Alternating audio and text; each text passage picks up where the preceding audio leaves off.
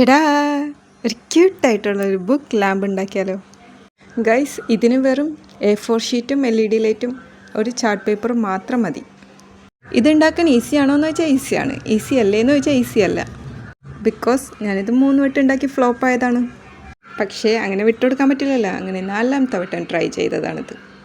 പണ്ടൊക്കെ നമ്മൾ വിഷറി ഉണ്ടാക്കിയിട്ടുണ്ടാവില്ലേ, ആ ഫോൾഡിങ് മെത്തേഡ് തന്നെയാണിത്. ഈ ഫോൾഡിങ് ആണ് ഇച്ചിരി ബുദ്ധിമുട്ട്. അത് സെറ്റായി കഴിഞ്ഞാൽ പകുതി പണി കഴിഞ്ഞു. എന്നിട്ട് നിങ്ങൾ ഈ വീഡിയോയിൽ കാണുന്ന പോലെ ഫോൾഡ് ചെയ്തെടുക്കുക. 2-3 വട്ടം ട്രൈ ചെയ്ത് നോക്കിയാൽ അത് ഇതുപോലെ സെറ്റായി കിട്ടും.